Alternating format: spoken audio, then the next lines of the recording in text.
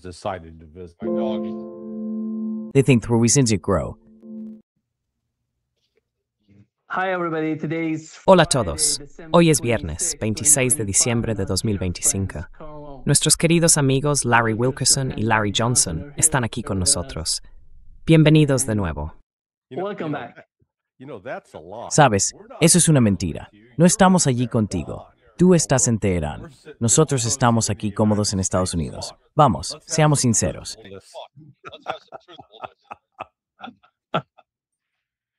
Sí, exactamente. Estoy aquí en Teherán después de muchos años. Es cierto que las autoridades iraníes no te dejaron entrar por llevar una camisa hawaiana, por lo que hizo el profesor Morandi el otro día. Did the other day?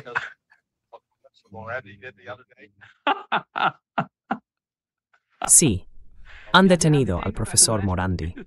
Empecemos contigo, Larry. Lindsey Graham está pidiendo a Estados Unidos que confisque buques rusos. No solo buques rusos, sino también los que pertenecen a otros. ¿Qué está pasando para que Lindsey Graham llegue tan lejos? Porque sabemos lo que ocurre en Oriente Medio. Sabemos lo que ha pasado recientemente. Ya sabes, la semana pasada, el petrolero ruso fue bombardeado por lo que dijeron que eran drones ucranianos, pero al final parece que fue un dron de la OTAN. Entonces, ¿qué está pasando en tu opinión? What is going on in your opinion? Well, look, we're seeing extreme reaction. Bueno, mira, estamos viendo reacciones extremas ante el colapso de los ucranianos, y ocurre en todos los ámbitos. Esto es simplemente, ya sabes, Lindsey Graham siendo Lindsey Graham. Te das cuenta de que junto con este tipo de declaraciones extravagantes de Graham, aparece propaganda que afirma que los soldados rusos están empezando a practicar el canibalismo, en otras palabras, que se están comiendo entre ellos, y lo difunden como si fuera una historia seria. Ya sabes, tienen el supuesto testimonio de un tal Dmitry en la trinchera mirando a Vladimir. Vladimir, hoy tienes buen aspecto, no puedo esperar para comerte. Ese tipo de cosas. That'll be that kind of thing. It's just, if Si realmente llevan a cabo la sugerencia o exigencia de Lindsey Graham de empezar a incautar barcos rusos, primero, no tendrán éxito en hacerlo, y Rusia lo considerará un acto de piratería y responderá militarmente. Es así de simple. Sabes, la Marina de los Estados Unidos ahora mismo ni siquiera puede detener algunos de los petroleros frente a la costa de Venezuela. Lo están intentando. El otro día estaban persiguiendo un petrolero. Así que eso pone de relieve la limitación del poder estadounidense. Y creo que en este caso concreto, si deciden hacerlo, provocará una escalada. Y francamente, Estados Unidos no está preparado para afrontar una escalada. And candidly, the United States is not prepared to handle an escalation.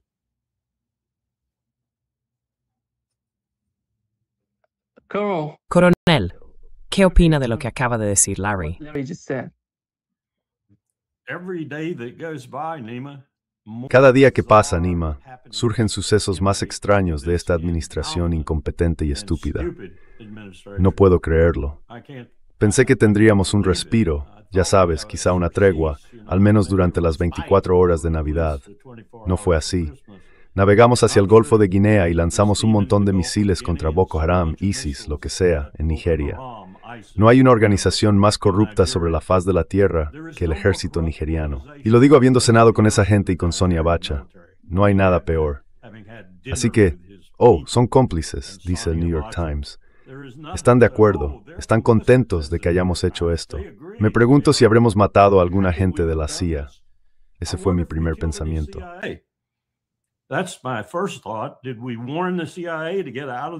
¿Avisamos a la CIA para que saliera de los lugares donde están coordinando con ISIS, Boko Haram y otros similares? ¿Avisamos al Mossad? ¿Avisamos al MI6 antes de enviar los misiles? ¿Es esto otro? Estoy fuera de Siria. Envío 50 misiles de crucero a Siria, pero advertí a los rusos. ¿Qué está pasando aquí? Estamos buscando pelea con medio maldito mundo. Y lo estamos haciendo, como insinuó Larry, con una marina que ya no es ni de lejos tan poderosa. Y si te enfrentas a Rusia, vas a descubrir lo débil que es la marina de los Estados Unidos. No entiendo esto. Entiendo a Hexet. Es un teniente segundo dirigiendo una enorme organización sobre la que no tiene ni idea. And if you looked at what happened yesterday, Y si miras lo que pasó ayer con Rubio, con Kristi Noem, creo recordar, y con Hegseth, y Hegseth fue totalmente descarado con sus expresiones de buenos deseos navideños. Abraham Lincoln pronunció el discurso más elocuente de la historia de esta república en Gettysburg. No dijo nada sobre religión en ese discurso hasta que llegó al final y dijo, bajo Dios, dando a entender, como hacía a menudo George Washington, que existía una providencia en alguna parte y que éramos una nación bajo esa providencia. No dijo Jesucristo, no dijo amada cristiandad, no dijo que quisiera convertir el cristianismo en una religión nacional. Esa gente es absurda y peligrosa, extremadamente peligrosa, y no sé qué va a pasar de un día para otro. Se está volviendo, como dije, algo extraño.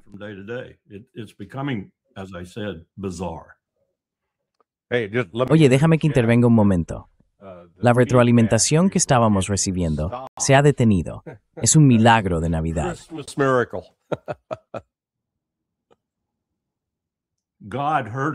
Yes. Dios nos escuchó.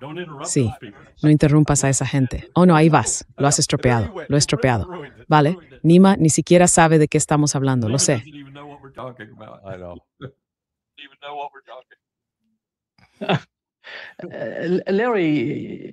Larry, el coronel acaba de decir, ya sabes, Pete Hegseth. Pero ¿de quién es esta respuesta? ¿Quién está al mando en el Pentágono? ¿Crees que Pete Hegseth hace esto por la presión política que tiene? ¿Y quién dirige todo entre bastidores? ¿Es Donald Trump? ¿Otra persona? ¿Marco Rubio? I think Susie Wiles plays. En realidad, creo que Susie Wiles desempeña un papel muy importante, basándome en aquella entrevista que concedió a Vanity Fair, y luego negó, pero que mostraba varios casos en los que Trump tomaba una decisión y ella la revertía, la modificaba o le ponía límites. Así que tiene voz propia. Sabes, casi estoy en el punto de no creer que haya alguien al mando dentro del círculo de Trump. Quiero decir, Trump sin duda tiene cierta influencia, pero he notado, si has visto las fotos de Pete Hegseth, que se está volviendo canoso muy rápido. Ese tipo está bajo bastante estrés entre bastidores. No lo muestra en público, pero no te encaneces así en 10 meses. Es un tipo joven, de unos 40 años. He's a young guy. He's in his 40s. So, Así que, con Trump, creo que el problema no es tanto quién está al mando, sino si existe una estrategia clara y definida, y luego si se están tomando medidas tácticas para llevar a cabo esa estrategia. Diría que en ambos casos no hay planificación. De hecho, el coronel Wilkerson probablemente pueda reflexionar sobre esto a partir de los preparativos de la Guerra del Golfo en 2003. En aquel entonces, yo era amigo de L. Paul Jerry Bremer y literalmente había almorzado con él 2 o 3 días antes de que le pidieran convertirse en el Puba de Bagdad. Intenté ponerle en contacto con Pat Lang, que había sido el anterior jefe de la División de Oriente Medio en la DIA. Había sido agregado de defensa en Yemen y Arabia Saudí, y había entregado personalmente información de inteligencia al ejército iraquí durante la guerra entre Irán e Irak. Pero Jerry dijo, no necesito hablar con él. And, Jerry said, no, I don't need to talk to him. And whatever planning had been taken. Y toda la planificación que se había estado llevando a cabo antes de esa invasión se fue por la ventana. Sé que una de mis antiguas jefas en el Departamento de Estado, la embajadora Barbara Bodine, fue una de las personas sobre el terreno a las que se les había encomendado esa tarea, porque tenía experiencia en la zona. Pero la apartaron rápidamente. Y también apartaron, no recuerdo el nombre del general o del general retirado que estaba al mando. Así que ya hemos visto antes esa falta de planificación, y te aseguro que ahora mismo no hay ninguna planificación en marcha, ya sea que hablemos de Venezuela, Ucrania, Gaza o Irán, en la que realmente exista una visión estratégica de lo que se quiere lograr y luego se establezcan los pasos para conseguirlo. Creo que simplemente no hay nadie en la administración Trump haciendo eso. Bingo. Absolutely true. Bingo. Totalmente cierto. Totalmente cierto. Colonel, Y Bárbara Bodine, adelante. No, estoy hablando de Bárbara Bodine, La apodamos la alcaldesa de Bagdad cuando volvió a llamar. Ni un solo teléfono funcionaba en Bagdad, excepto en el Ministerio del Petróleo. Y por supuesto, a partir de ahí todo despegó. Y hablando de Bremer, Dios bendiga a Jerry Bremer, qué procónsul fue, el hombre más competente en Irak en muchos aspectos, era Sergio Vieira de Mello. Y se negó totalmente a Aragor, en un tiburón tipo RF, o fuerza Aragon rápida, ni nacemos birthdays.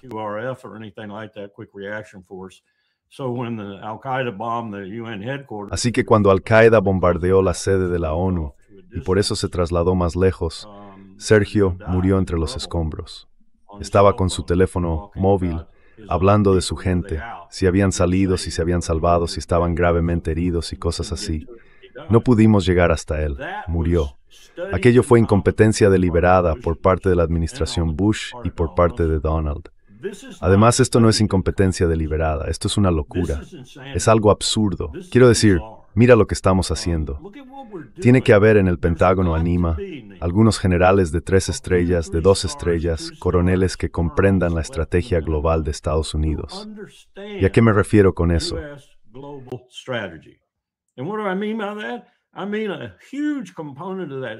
Quiero decir, un componente enorme de esa estrategia es lo que a lo largo de los años hemos llamado la misión de presencia. Y eso incluye todo, desde portaaviones hasta grupos anfibios de marines listos para el combate, unidades expedicionarias de marines y los buques anfibios necesarios para emplearlos en todo el mundo, en lugares clave que son una parte fundamental de la estrategia global de Estados Unidos. No se trata solo de la libertad de navegación, sino de la estrategia global estadounidense. Ahora no hay nada parecido, porque todos esos recursos se están utilizando para esas pequeñas cosas absurdas que, al parecer, Donald Trump y, como dijo Larry, su jefe de gabinete al servicio de él, quieren hacer. Debe de estar volviendo locos a esos tipos. It must be driving these guys crazy. It's tearing the little fabric of global. Está desgarrando el pequeño tejido de la estrategia global que el ejército de Estados Unidos ha estado deshaciendo. ¿Y con qué propósito? Me lo pregunto cada día. ¿Qué es lo que estamos haciendo? Como dijo Larry, ¿cuál es la estrategia que conecta todos estos pequeños ataques dispersos? Sin mencionar lo que Israel sigue haciendo en Gaza, matar gente cada día, hacer que la gente pase hambre cada día, matar a las personas dejándolas a la intemperie durante 24, 48 las horas que sean, haciendo lo mismo en Siria, haciendo lo mismo en Líbano. ¿Qué está ocurriendo aquí que esta administración intenta hacer? ¿O es simplemente puro y simple caos? Temo que sea lo último. Yeah. Yeah, I mean, look at it this way. You'd say, okay, what is Sí, it that we sí, want to quiero accomplish? decir, míralo de esta manera. Dirías, vale, ¿qué es lo que queremos lograr? Queremos ser el líder del mundo, el país con el que otros países quieran aliarse, el país que sea visto con respeto, que sea visto como alguien de quien digan, ¿sabes qué? Necesitamos trabajar con Estados Unidos, necesitamos cooperar con ellos. La administración Trump está haciendo justo lo contrario. Es como, veamos cuántos países podemos enfadar hoy. Así que ahora estamos en esa fase. Debo admitir que sentí un poco de placer vicario con esto, cuando sancionaron a los europeos, esos payasos que han estado reprimiendo las redes sociales y otras cosas, y los prohibieron. Social media and other things, and banned them. You know, they don't get to travel to the United States, and the outrage the Europeans. Sabes, no pueden viajar a Estados Unidos, y la indignación de los europeos y de Macron es, ya sabes. Así que ahora tenemos esto. Ya no es un divorcio amistoso. Ahora están peleando por los hijos y los bienes. Los europeos están alineados en un lado, o al menos algunos de ellos, y Estados Unidos en el otro. Pero el caso es que se está viendo que el mismo tipo de animadversión que se genera con otros países no se limita solo a Europa. Así que hay que dar un paso atrás y preguntarse, ¿por qué Trump está siendo tan, ya sabes, insensible? Bueno, yo sé la respuesta. La esencia del narcisismo es que solo te preocupas por ti mismo y tienes que ser el centro de todo, lo que explica por qué tenemos el centro Kennedy Trump, el destructor de clase Trump. Le gusta poner su marca en todo. Ya sabes, no puedo esperar. Donald Trump está vivo, pero ya tiene un monumento conmemorativo. Sí, tenemos que conseguir el papel higiénico de Trump. Ya sabes, cuando haces un Trump, usas el Trump. Ya sabes. Y Nima, la intensidad de esto y lo extraño que resulta está por todas partes. Ayer recibí un aviso de una mujer bastante adinerada que ha dicho, bueno, voy a ser prudente con esto, que ha comunicado a la dirección del Kennedy Center no solo que abandona el círculo, el nivel más alto de membresía, creo que son $50,000 al año, sino también que retira el legado de más de $1 millón que había dejado al Kennedy Center. Y hay personas en el grupo del círculo como ella que están considerando hacer lo mismo, o que ya lo están haciendo.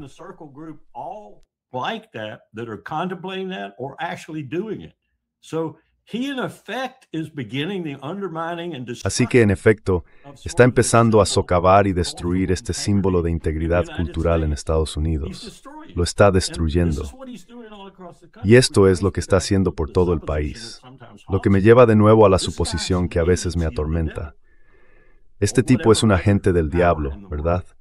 O de cualquier otro poder en el mundo que pueda estar acechando en las sombras detrás de él. Es el agente de alguien que quiere destruirnos, porque lo está haciendo con una intensidad que no puede ser casual. Larry, cuando se trata de Donald Trump y su actitud hacia la OTAN, ¿cuál es tu interpretación? Porque estas nuevas sanciones de las que habla, que quiere imponer a Europa, muestran lo frágil que es hoy la OTAN. No es como lo ha intentado presentar la administración Biden. ¿Qué está ocurriendo en la OTAN, en tu opinión, ahora mismo?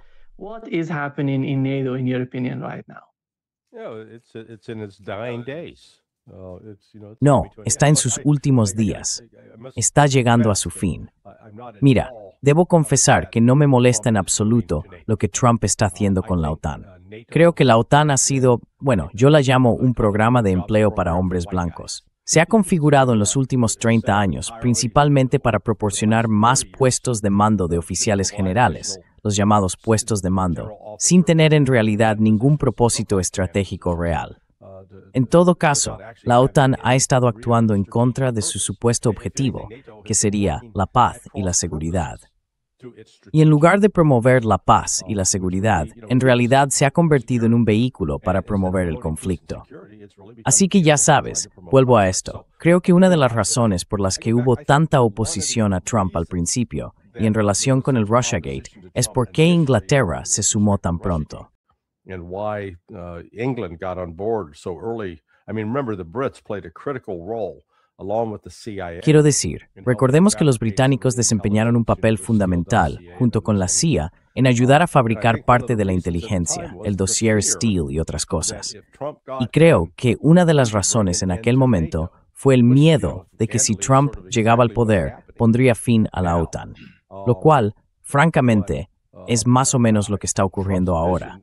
Pero la visión de Trump para el futuro, o al menos lo que se expuso en aquel documento de estrategia de seguridad nacional, es que si Europa quiere, según sus palabras, defenderse de una amenaza rusa imaginaria, entonces tiene que aportar todo el dinero y hacerlo, porque Estados Unidos va a dejar de hacerlo. Y en ese punto, la verdad, estoy de acuerdo con Trump. Y creo que eso es lo que está intentando hacer. Pero ya sabes, los europeos están en realidad, creo que en estado de shock. No pueden creer que si se enfrenten ahora este problema.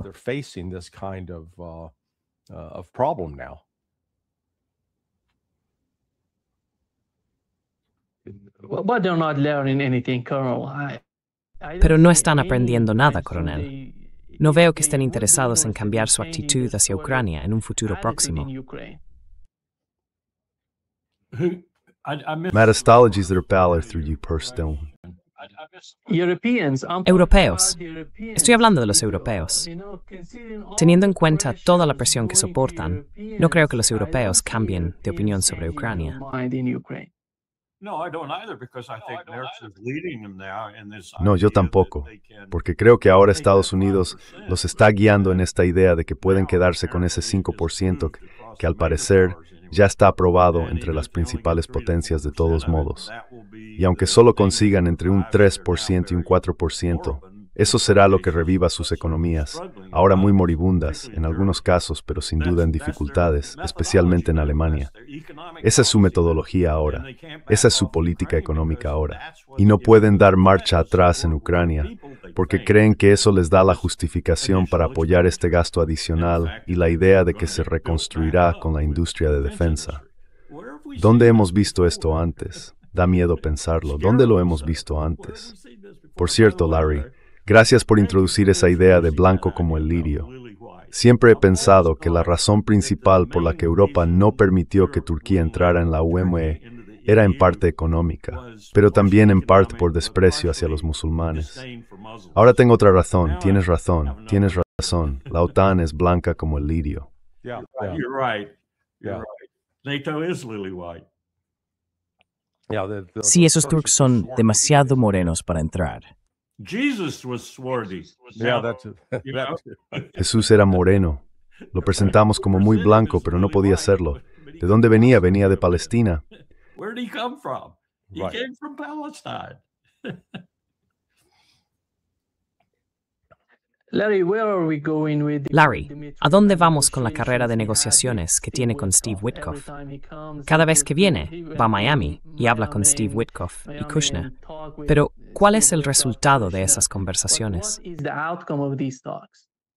Well, those talks, I think, actually have nothing to Bueno, do with esas putting an end to conversaciones, Ukraine. creo, en realidad no tienen nada que ver con poner fin a la guerra en Ucrania. Ni Dmitriev ni Witkoff tienen la influencia o el peso necesarios para, digamos, negociar un acuerdo. Mira, Rusia ha sido inequívoca respecto a cuáles son sus condiciones. No han cedido ni un ápice desde lo que Putin dijo el 14 de junio de 2024. Y Putin lo reiteró de nuevo hace una semana, el viernes pasado, bueno, hace una semana hoy, cuando celebró su rueda de prensa de fin de año. No van a ceder territorio. No van a congelar la situación. No van a permitir que Ucrania tenga un ejército de 800,000 hombres. No van a permitir fuerzas de mantenimiento de la paz de la OTAN en Ucrania. Nada de eso va a suceder. None of that's going to happen. And on top of it, that they're not going to. Y además de eso, no van a aceptar, aunque no lo hayan dicho públicamente, pero basándome en mis conversaciones con personas en Rusia y en la comprensión básica de la historia, Rusia va a exigir que cualquier acuerdo sea un tratado, uno que deba ser ratificado por el Senado de los Estados Unidos. Cualquier acuerdo con Estados Unidos debe ser ratificado como un tratado con el voto del Senado para aprobarlo. ¿Por qué? Porque sin eso no existe ningún tipo de acuerdo legal.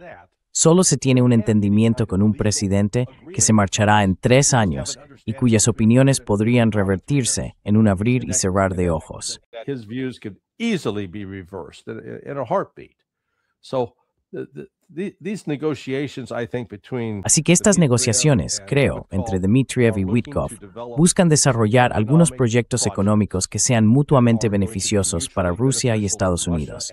Y eso, ya sabes, quizá, aunque lo dudo, Trump esté pensando estratégicamente. De acuerdo, no hay manera de que consiga que el Senado respalde un acuerdo de paz en los términos que quieren los rusos. Pero si logramos meter el pie en la puerta, si empezamos a tener cooperación económica, entonces quizá, solo quizá, esa sea una forma de empezar a restaurar cierta normalidad en nuestras relaciones bilaterales.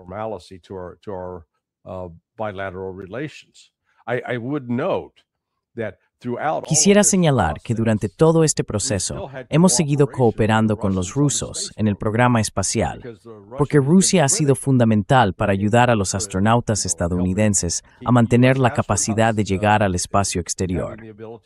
Es decir, si no hubiera sido por los rusos, una vez que el programa del transbordador espacial terminó a principios de los 2000, no habríamos tenido astronautas en la estación espacial. Dependíamos de los rusos para llevarnos allí. Y a pesar de todo el resto de la agitación que ocurre entre bastidores, Estados Unidos y Rusia, al menos en el programa espacial, siguen cooperando. Así que creo que tal vez sea ese tipo de cooperación de la que hablan Witkoff y Dmitriev.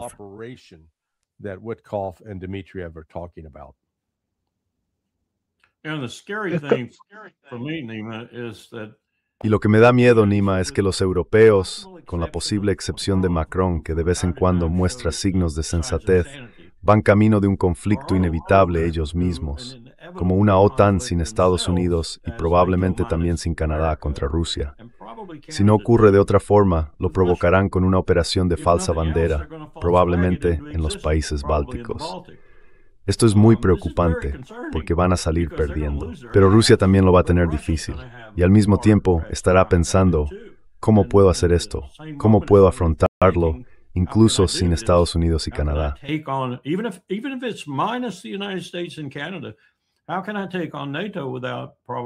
¿Cómo puedo enfrentarme a la OTAN sin tener que darles probablemente una demostración? Y la demostración sería nuclear. Tendría que serlo, porque es la única forma en que habría alguna esperanza de detenerlo en seco, por así decirlo, en lugar de tener que desgastarse y desgastarse por ambos lados. Porque Rusia tampoco puede soportar una guerra con la OTAN. Incluso si se redujera solo a los europeos, sería trágico para toda la región, todo lo que está al oeste de los Urales. Sería trágico para ello. Y Dios sabe qué nos veríamos entonces obligados a hacer. Estamos jugando con dinamita aquí, y también lo están haciendo esos líderes europeos. No me importa cuáles sean sus ideas políticas, están jugando con dinamita. Larry, el ataque al petrolero ruso, ¿crees que fue un ataque con dron ucraniano? ¿Fue Ucrania o fue la OTAN? Y cuando digo la OTAN, me refiero a los europeos.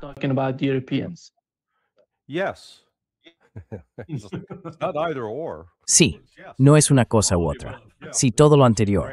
Es Ucrania, con el estímulo, el apoyo y el respaldo principalmente del Reino Unido. Creo que el Reino Unido sigue siendo el principal impulsor en el suministro de inteligencia e información de objetivos.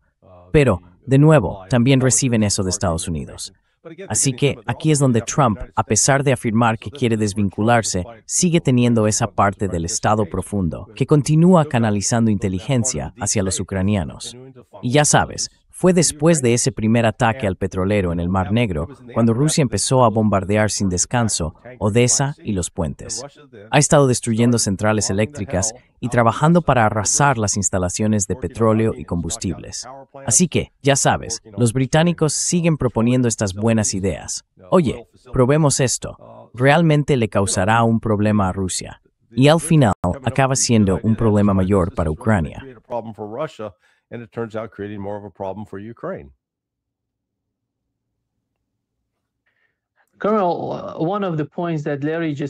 Coronel, uno de los puntos que Larry acaba de mencionar es el Congreso.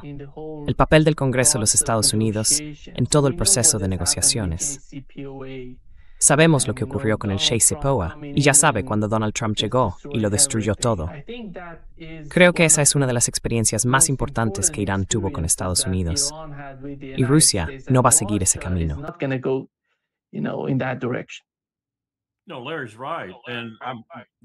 No, Larry tiene razón.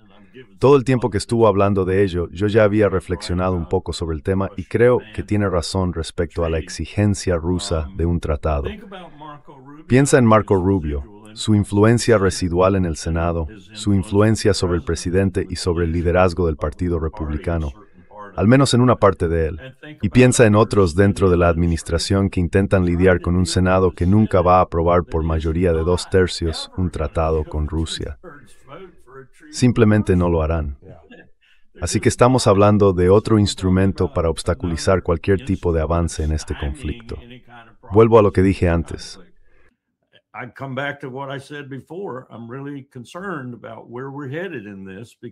Estoy realmente preocupado por hacia dónde nos dirigimos en esto, porque todos los ingredientes están aquí, y más importante aún, toda la incompetencia está aquí. La intriga está presente para ampliar este conflicto, no para terminarlo. Y eso da miedo, porque como dije, Rusia va a tener las manos tremendamente ocupadas si esto se amplía. La inclinación allí será detener la expansión, y eso solo se logra de una manera. Sería un hito lo bastante grande para que el mundo se estuviera y reflexionara un rato, pensara en lo que está ocurriendo, o escalaría a partir de ahí. No lo sé. Nunca he estado en esta situación. Larry, el nuevo movimiento del gobierno de Netanyahu está intentando acercarse a Grecia y Chipre. ¿Qué está pasando? ¿Cuál es la nueva estrategia por parte de Netanyahu? ¿Te refieres a Netanyahu? Sí, Netanyahu y su gobierno. Sí, bueno, las cosas no van tan bien como les gusta fingir que van. Volvamos 10 años atrás, a 2015, con la firma del JCPOA. En aquel momento, Irán estaba prácticamente aislado.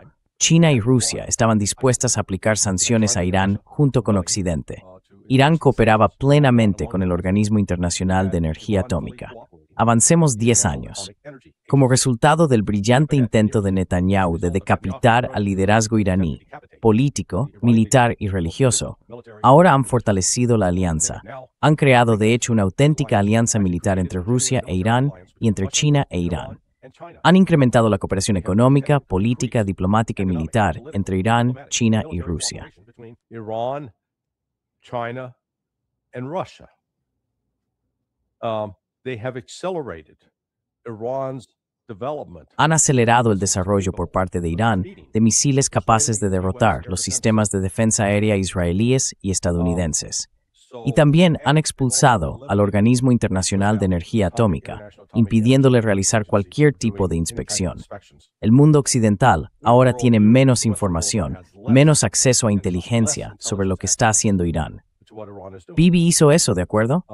Esto es, en gran medida, el resultado de Bibi Netanyahu. Es casi como si hubiera sido puesto ahí específicamente para intentar destruir Israel. Porque aunque aparentemente hace todo en nombre de defender y proteger los intereses de Israel, sus decisiones reales y las cosas que está haciendo la empujan cada vez más hacia el borde de la destrucción.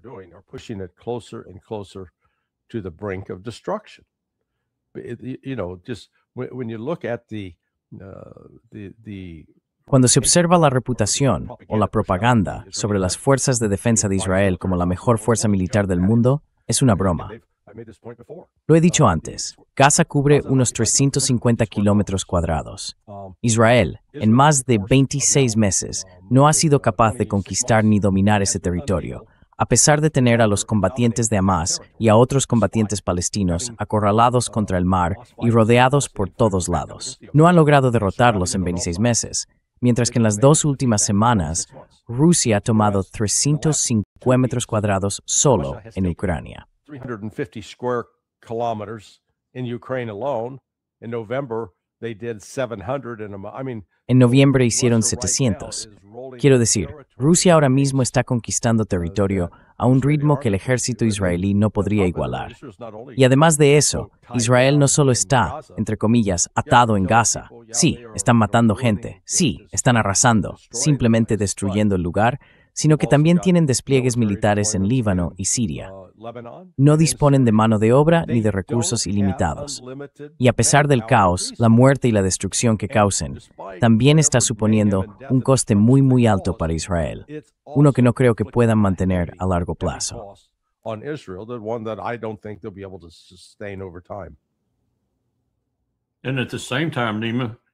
Y al mismo tiempo, Nima, Netanyahu está recalculando su posición respecto a Irán, porque la única razón por la que no ha llevado a cabo otro ataque contra Irán es lo que dijo Larry y lo que han dicho otras personas.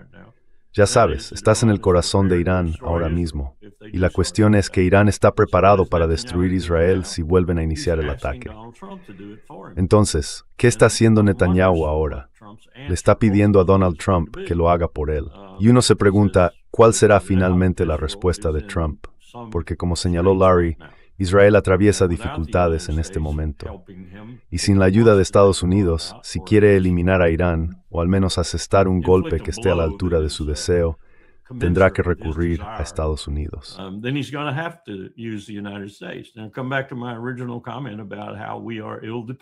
Ahora, volvamos a mi comentario original sobre cómo estamos mal desplegados en el mundo en este momento. ¿Cuánto peor sería eso si tuviéramos que hacerlo?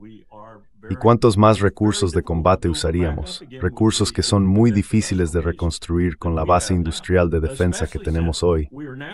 Especialmente ahora que estamos viendo que cosas críticas para el ejército provienen casi exclusivamente de China.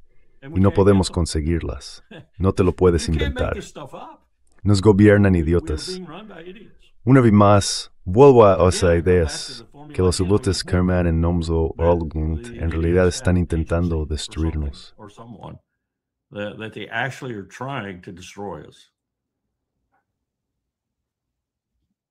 En realidad, hoy hemos sabido, Larry, que China está imponiendo sanciones a Estados Unidos, al ejército estadounidense. Y no sé hasta qué punto llegaría Donald Trump contra China. Good question. Buena pregunta. Bueno, ¿hasta dónde puede llegar?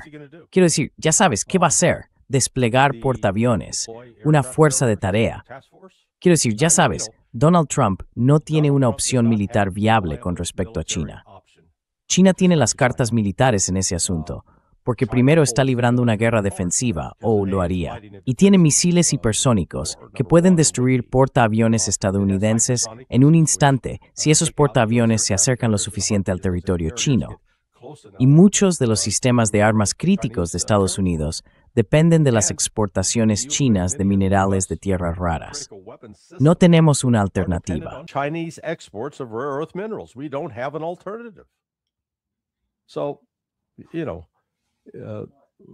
Así que, cuando te das cuenta de que China tiene muchas de las cartas, el enfoque más sensato es hacerse amigo de China y llevarse bien con ellos, en lugar de tomar medidas que los antagonicen. La reciente venta de un nuevo paquete de armas a Taiwán, aunque sirve a los intereses del complejo militar industrial estadounidense, porque ya sabes, tienen que cobrar, fue como echar sal en una herida abierta desde el punto de vista de los chinos. Y ya sabes, eso no hace más que reafirmar desde su perspectiva que Estados Unidos no es un socio viable en ningún sentido, ya sea económico, diplomático o militar.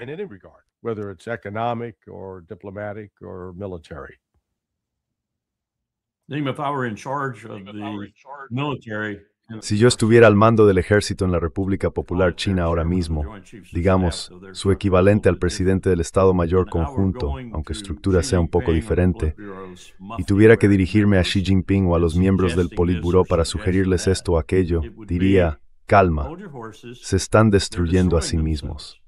Dejémosles continuar. En todos los ámbitos en los que podamos contribuir a esa destrucción sin provocar una guerra abierta, perfecto, como retener los minerales críticos que necesitan o algo por el estilo. Pero, por lo demás, estamos ganando. Somos los triunfadores. La historia está de nuestro lado y de forma contundente. Dejémosles destruirse a sí mismos, lo que me lleva de nuevo a la idea de que algo en esta administración actúa físicamente como agente de algo.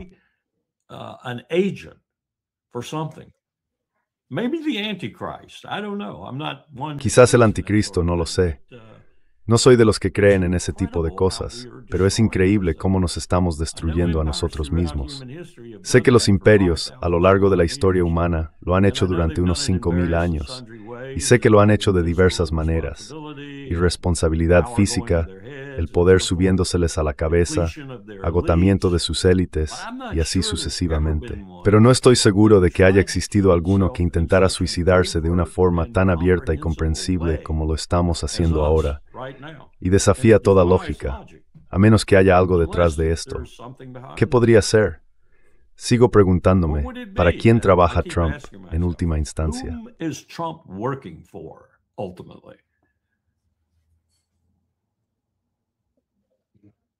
Para su propio bolsillo, en mi opinión. Sí.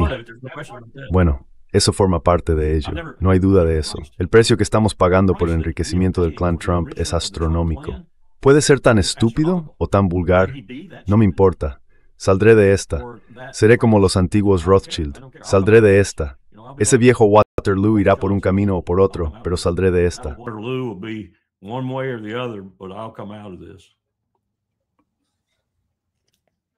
Larry, it seems to me that part of this, Larry, me parece que parte de este movimiento por parte de Netanyahu, acercarse a Egipto, Grecia y Chipre, tiene que ver con el conflicto entre Israel y Turquía. Ahora mismo, Turquía no es el mayor enemigo de Israel, tal y como se comenta en sus medios.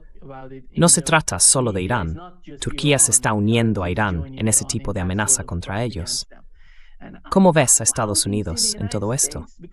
Porque cada vez que Israel se enfrenta a nuevos enemigos, ¿cómo puede la administración estadounidense manejar esta constante creación de nuevos enemigos? Todo el mundo se está convirtiendo en enemigo de Israel en Oriente Medio. Es muy extraño después de todo. Bueno, mira, ahí... Well, look, I like to separate the rhetoric. Me gusta separar la retórica, ya sabes, lo que la gente dice en los discursos, de las acciones reales. Es cierto que hay nuevas tensiones entre Israel y Turquía, pero Turquía no está cortando el flujo de petróleo hacia Israel, al menos no todavía.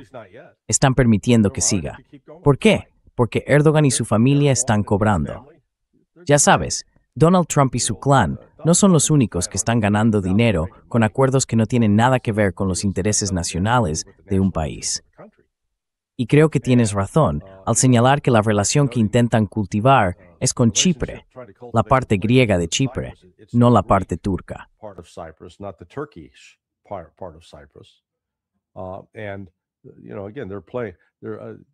Y bueno, ya sabes, de nuevo, están jugando. Netanyahu está cubriéndose las espaldas, queriendo tener, por así decirlo, una especie de alternativa a la OTAN, porque los griegos son una alternativa a la OTAN. Pero ya sabes, al final, Israel no es una economía independiente, es una economía dependiente. Y depende de que Estados Unidos siga proporcionando ayuda. Y francamente, depende de otros países, incluso de India, China y Rusia, que mantienen relaciones económicas con Israel. Ya sabes, este asesinato de palestinos podría detenerse de inmediato si Rusia, India, China y Estados Unidos dijeran, vale, basta, esto va a parar. Pero en cambio, hay demasiados otros intereses, llamémoslos sobornos implicados, así que ninguno de esos países tiene incentivos para hacerlo.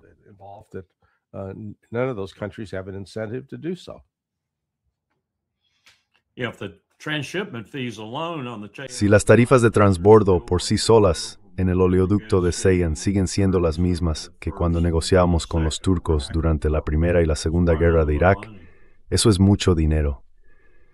Y una de las razones por las que Israel quiere participar en esa reserva de 300,000 millones de barriles en Venezuela es porque ese es el tipo de petróleo que nosotros y ellos podemos refinar y convertir en diésel y en los tipos de combustibles que necesitamos. Incluso se puede transformar en combustible de aviación si se dispone de refinerías lo bastante sofisticadas. Es muchísimo petróleo.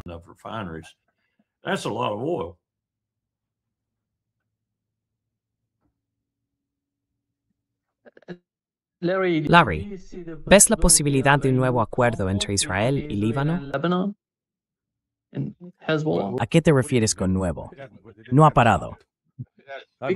Porque dicen que ya sabes, sienten que lo que está ocurriendo es lo de siempre, los ataques continuos contra el Líbano, pero quieren algo nuevo, algo más grande.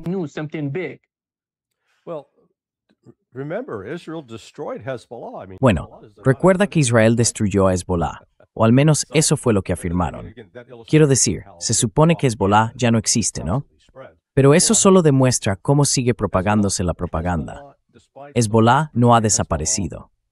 A pesar de que Occidente lo presenta como una organización terrorista radical, empeñada en matar al mayor número posible de mujeres, niños y cristianos, la realidad es que ahora es principalmente una organización política. Tiene un brazo militar, sí, pero está sembrado en defenderse, sin intentar guiarme its empoderarse. Without attacking civilians. As you know, Hezbollah may have done that in its very, very early days. Sabes, Hezbollah pudo haber hecho eso en sus primeros días. Una señal de debilidad entonces, pero ese no es el caso ahora. Así que, una vez más, Israel intenta avivar la idea de, tenemos que destruir a Hezbollah. Vuelve al momento en que mataron a Nasrallah. Decían, ya está, hemos acabado con todo el liderazgo, se acabó. No se acabó. Han seguido introduciendo armas y material de contrabando en Líbano y construyendo reservas y fortificaciones subterráneas que Israel no puede derrotar. Porque recuerda, la intención, desde que Trump llegó al poder, era intentar convencer de algún modo al ejército libanés para que se movilizara y fuera a por esos tipos de Hezbollah. ¿Y qué pasó con eso? No pasó. It didn't happen.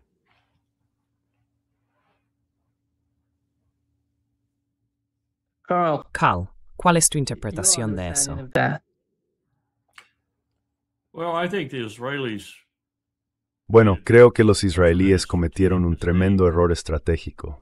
Sin duda, Netanyahu y la gente que le rodea querían hacerlo porque pensaban que matar a Nasrallah eliminaría su problema en el Líbano. Nasrallah era un tipo inteligente y su verdadero objetivo era abrirse camino dentro de la estructura política del Líbano y darle al país un liderazgo político mejor, lo que habría sido algo inédito en mucho tiempo. Podría haber hecho del Líbano un país más unido, capaz de organizarse y convertirse en una verdadera potencia económica en ese extremo del Mediterráneo. ¿Desafiando a quién?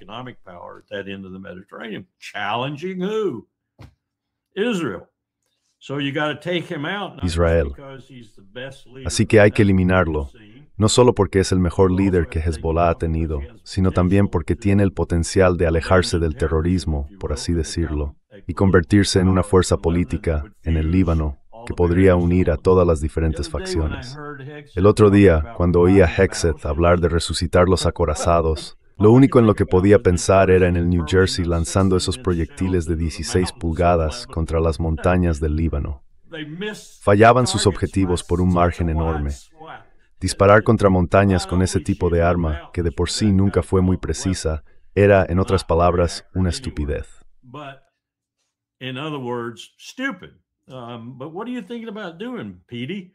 ¿Pero en qué estás pensando hacer, Petey?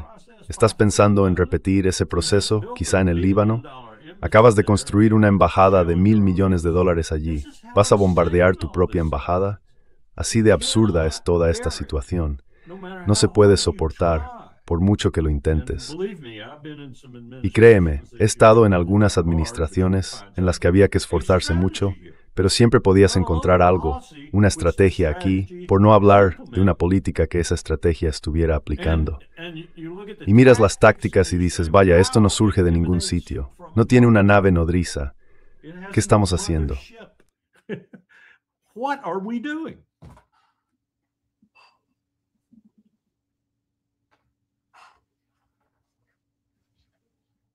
Larry, ¿tienes algo que añadir antes de que terminemos? Just a comment about, Trump. Bueno, solo para comentar sobre Trump y sus nuevos acorazados. Es como decir, imagina que Trump no es presidente en 2025, sino en 1925, y su propuesta es, ¿sabes lo que necesita la caballería estadounidense?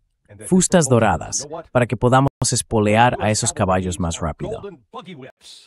So that we can spur those horses on faster. Yeah. He's proposing a technology. Está proponiendo una tecnología que ha sido superada por otras. No existe un solo acorazado ni portaaviones capaz de resistir un misil hipersónico, de los cuales China y Rusia tienen varias versiones, y según se informa, Irán también. Además, si retrocedemos a la Segunda Guerra Mundial, Estados Unidos era capaz de construir portaaviones en, creo, 6 u 8 meses. Podían construir y desplegar uno con esa rapidez. Ahora esa cifra es de 5 a 8 años, y algunas estimaciones sugieren que en realidad son 10 años desde que se diseña hasta que finalmente se lanza al mar.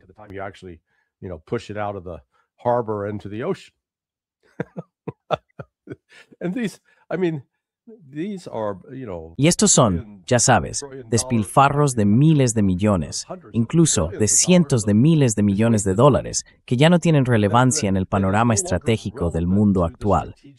Y eso es, si vas y preguntas a algunos de los motores de búsqueda de inteligencia artificial, te dirán, oh, sí, Estados Unidos es mucho más fuerte que Rusia, porque tenemos 11 portaaviones que pueden salir al océano. Sí, pero Rusia es lo bastante inteligente como para entenderlo. ¿Para qué construir un látigo para coches de caballos cuando todo el mundo empieza a conducir Lamborghinis? ¿De acuerdo? Ya no montan a caballo, conducen coches. Y eso, una vez más, es lo que Trump no entiende. Trump doesn't understand that. And there's nobody around Trump that's got the Y no hay nadie alrededor de Trump que tenga el valor de plantarse y decir, señor presidente, lo siento, pero esa es la idea más condenadamente estúpida que he oído en mucho tiempo. Nos va a hacer retroceder. Pero ya sabes, una vez más, Estados Unidos sigue alimentando esta fantasía. Y cuando miras, ya sea que hablemos de Venezuela, toda nuestra demostración de fuerza allí, la pregunta es, ¿cuál es la estrategia? ¿Qué intentamos lograr? Y hemos reunido las herramientas necesarias para conseguirlo. Cada vez que les oigo decir, vaya, están desplegando fuerzas de operaciones especiales, bueno, lo único que sí sé, porque pasé casi un cuarto de siglo trabajando estrechamente con el HOTASOC y el SOCOM, viendo ejercicios de simulación, participando en la ejecución de esos ejercicios, sabiendo lo que pueden y no pueden hacer, es que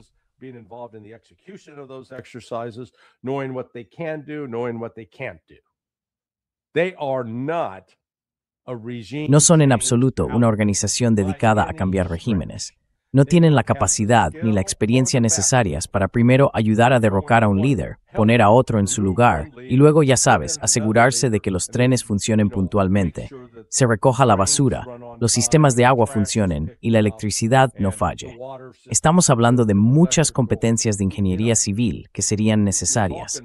SHASOC, SOCOM, me da igual, Delta Force, el SEAL Team 6, los Rangers del CNEO, la Task Force 160 y todos los demás no tienen esas capacidades. Y aún así, esa es la respuesta de Trump. Oh, vamos a enviarlos porque quedan muy bien en las películas. Lo siento, tenía que desahogarme. Sorry, that's my rant. Good rant. Buena perorata. Yeah, exactly. Sí, exactamente. Muchas gracias, Carl y Larry, por acompañarnos hoy. Siempre es un gran placer teneros con nosotros desde Irán. Gracias. From Iran. Lo siento mucho. Sorry, Estaba con mi teléfono móvil. Hubo algún tipo de problema técnico.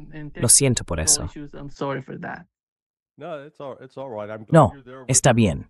Me alegra que estés allí con tus padres. Quieren jugar con sus nietos. Les estás haciendo un favor. Como diría el coronel Wilkerson, los nietos ayudan a alegrarte el día. Kids help brighten your day. Yeah.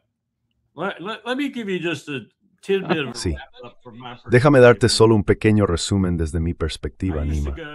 Yo solía estar en el mando del Pacífico. Iba a ese gran mapa con mi almirante y periódicamente revisábamos lo que llamábamos la estrategia del zinc.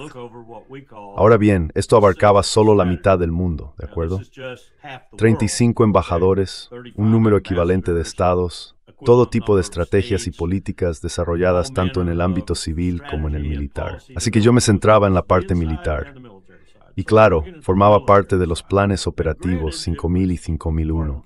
El 5000 era la guerra en Europa, el 5001 la guerra en el Pacífico, con la idea de que probablemente ambos estallarían al mismo tiempo.